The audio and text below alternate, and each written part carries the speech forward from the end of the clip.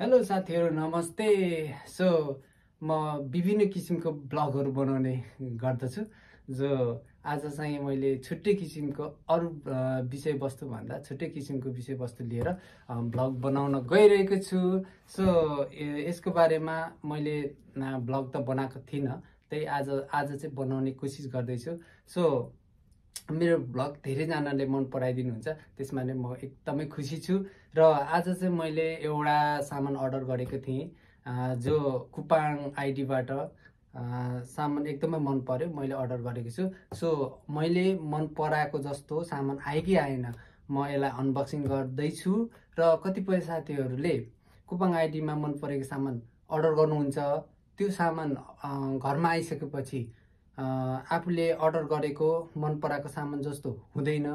त्यो सामान मन नपरेपछि उहाँहरूले कतिपय साथीहरूलाई थाहा नभएर त्यो सामान रिटर्न पनि गर्नुहुन्न, त्यो त्यतिकै युज गर्नेले गर्नुहुन्छ, नगर्नेले यतिकै वेस्ट भएर फाल्नुहुन्छ है, गरेर फाल्नुहुन्छ।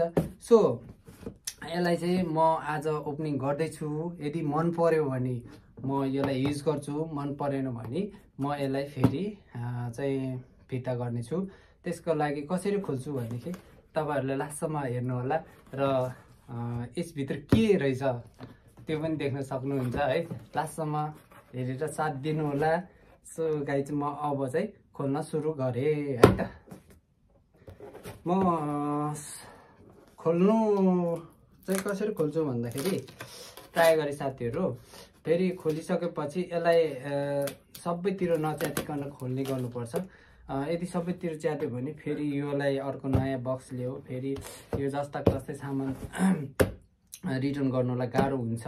त्यसकारणले मैले चाहिँ थोरै यसरी यताबाट खोल्ने, यताबाट यो नामपट्टिबाट खोल्दिनँ, म यताबाट खोल्छु। सो यसलाई यहाँबाट खोलिसकेपछि पछि फेरि अर्को टेपले यहाँबाट टालेर फेरि पठाउन सकिन्छ नि त गाइस, त्यही भएर मैले चाहिँ यसरी खोल्छु है। ल टेडेडेङ, हेर्दा त ठुलो बक्स भित्र त यस्तो पो छ त भाइ। हेर्नुहोस् है गाइस, यसमा के छ होला गेस गर्नुहोस् है। टाडाडाङ, ठुलै चिज किने जस्तो लाग्यो थियो, तर यो त बक्समा आयो त।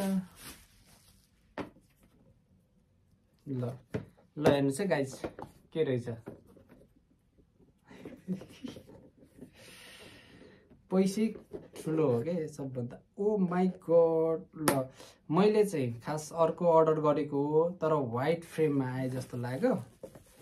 यसलाई मन पर्दैन जस्तो लागिरहेछ। ओ माई गड,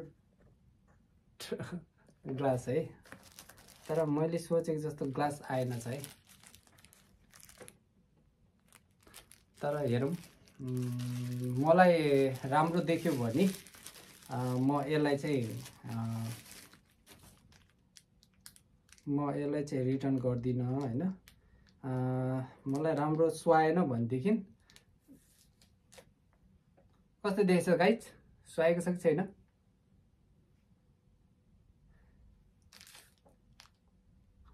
सुहाएको छ भने कमेन्ट गरिदिनु होला गाइज, नभए यसलाई रिटर्न गर्नेछु। खत्रै गाइज, कोरियाको लोगो भएको गाइज, तपाईहरु पनि किन्न सक्नुहुन्छ गाइज। मैले मगाएको चाहिँ यही हो गाइज। अब म खासै यसलाई रिटर्न गर्दिनँ हैन। यदि मन परेन भने 2-4 वटा फोटो खिच्ने अनि रिटर्न गरिदिँदा नि हुन्छ, केही फरक पर्दैन। तपाईहरुले त्यसो पनि गर्न सक्नुहुन्छ, तर गोप्य यो भिडियो चाहिँ गोप्य। ल ठिकै छ, राम्रै लाग्यो। जस मलाई यसको फ्रेम चाहिँ ब्लू कलरको ब्ल्याकमा हेरेको थिएँ, तर ब्ल्याकमा पाएन, व्हाइटमा मात्र रहेछ। सो मैले अर्डर गरिहालेँ। ल कुपाङलाई धन्यवाद, पैसा लगिहाल्यो ड्याङड्याङै लगाएर। अनि यसको कभर पनि दामी रहेछ है गाइज। Okay, thank you. लास्टसम्म वाच गरिदिनु होला। टडेङ।